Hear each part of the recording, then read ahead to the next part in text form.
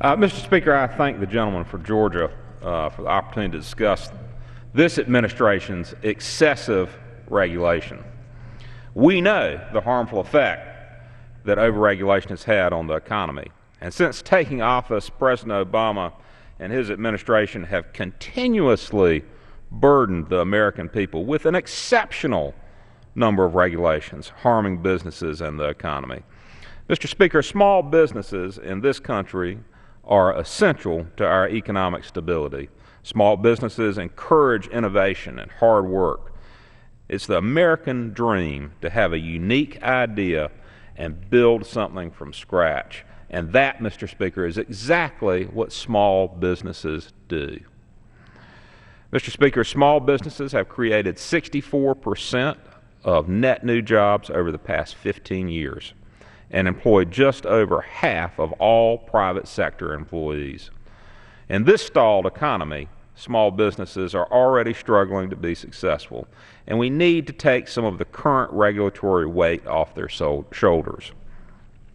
Recently, back home, I spent the week going around to different chambers of commerce in my district. I went to Wake Forest, I went to Fuquay-Varina, I went to Apex, I went to Nashville, Rocky Mount, and met with several hundred small business owners and folks who work in small businesses.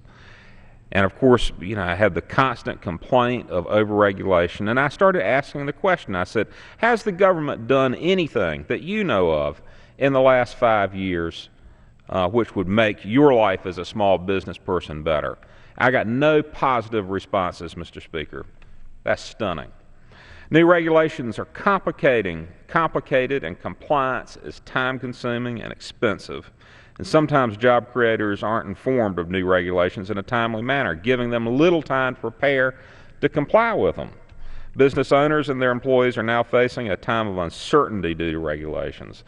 They're not confident in government policy coming out of Washington, and they have no trust in the ability of Washington to do things that are in their better interest. This sense of uncertainty, Mr. Speaker, may prevent an employer from hiring more people or force them to let go of current employees. As Mr. Yoho said earlier in his comments, he has small businesses in his district that are having to shoot lower rather than shoot higher. Small businesses may have to reevaluate how and when they do businesses, and that is unfortunate. Small businesses have no confidence in their government to give them pro-growth policies. Excessive regulation harms not only individual small businesses, but our country's growth as a whole. The Small Business Office of Advocacy has reported that federal rulemaking has imposed a cumulative burden of $1.75 trillion on our economy. And earlier this year in the Judiciary Committee, in which I serve, we heard testimony that in the past 4 years alone, the cumulative burden has increased by $520 billion. Mr. Speaker, I'm not only concerned about the negative effect of regulations on our overall economy, but also the administration's abuse of power.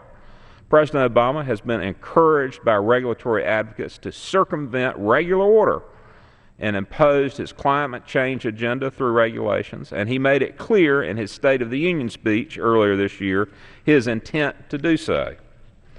I'm also concerned with the fact that the administration has repeatedly missed its required deadline for releasing a unified agenda of federal regulatory and deregulatory actions twice a year.